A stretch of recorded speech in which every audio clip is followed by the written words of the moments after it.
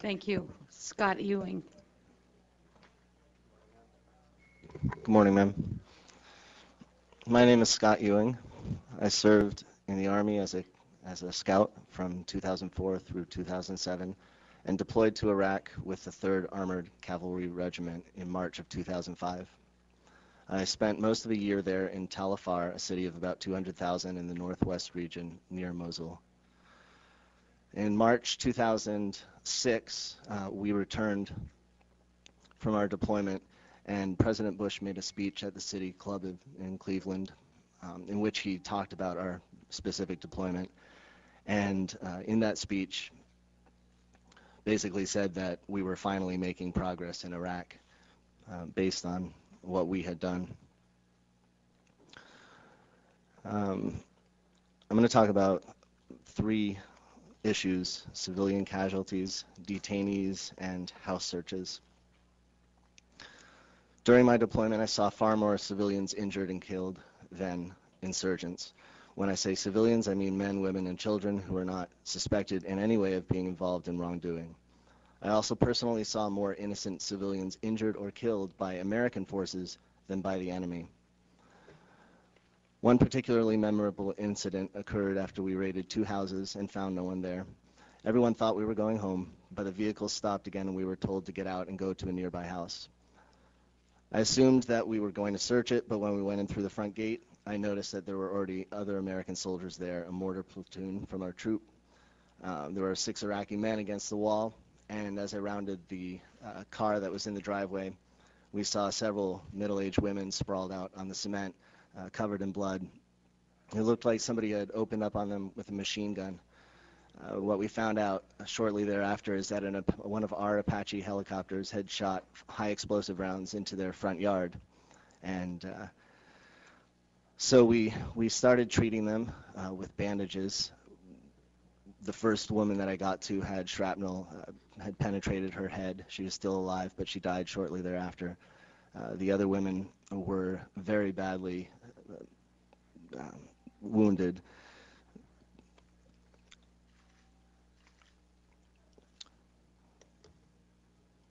We got medical supplies from the Bradleys and tried to bandage their wounds.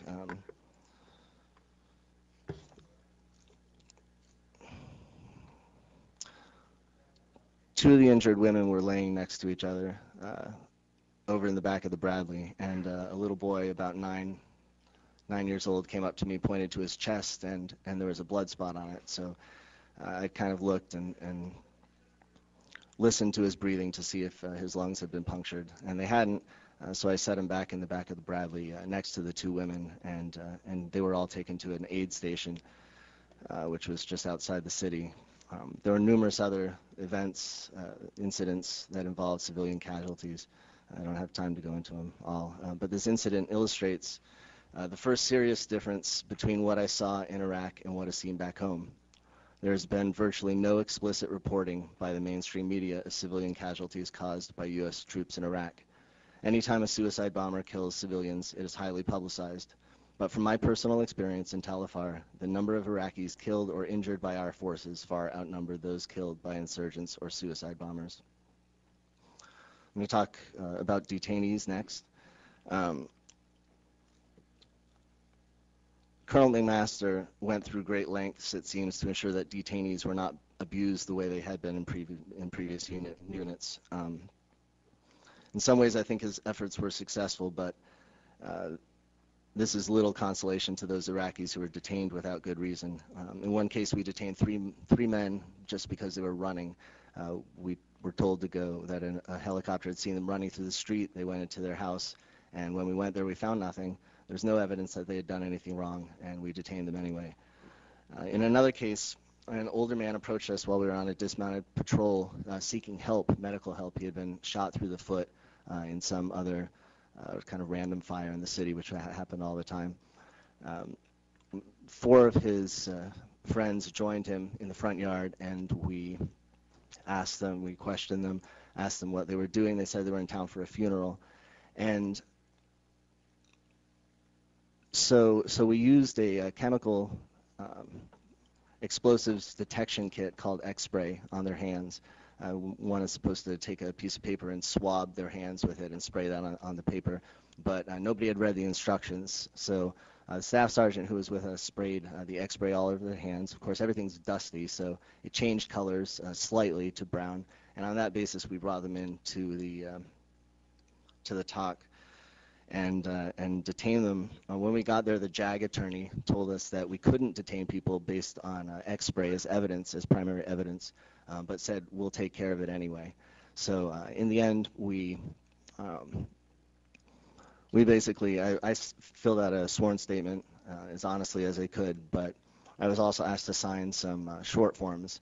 And as I signed the short forms, I realized, well, maybe there's something on the back, and I decided to look after about the third one. And on the back, the staff sergeant who was with us had written that these men admitted to engaging the Jolok tribe, which was a tribe that was we had an alliance with, in hostilities, and they had not made any such claim. We had no evidence that they were engaging the Joloks in hostilities, and yet on that basis we detained the men, and that involved a commissioned officer who was a JAG attorney in doing that. The third thing I want to talk about is house searches. Can I have the first slide?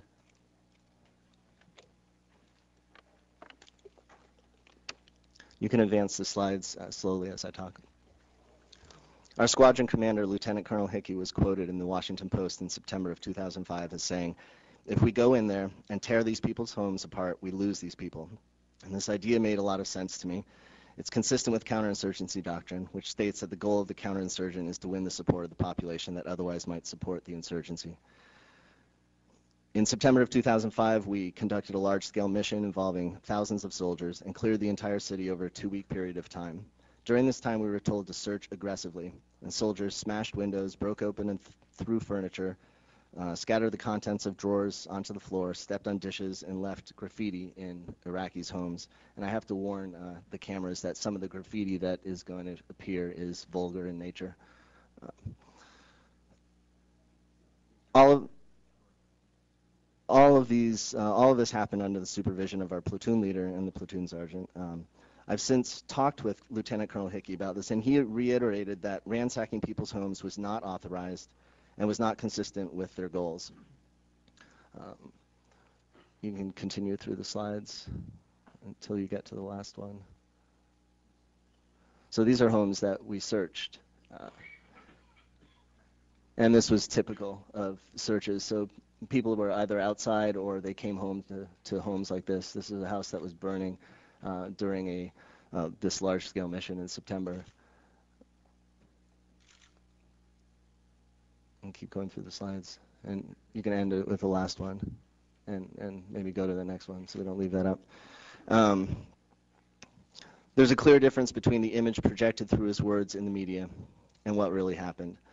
Although this is not the kind of behavior that's going to make the headlines, it is incredibly important for several reasons. First of all, Iraqis put a huge premium on honor and respect, and trashing people's homes did not win us friends in Tal Afar.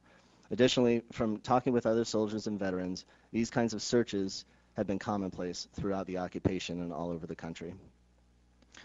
Loyalty is viewed as disproportionately owed to one's unit, without regard to the behavior of the soldiers and the leaders within it.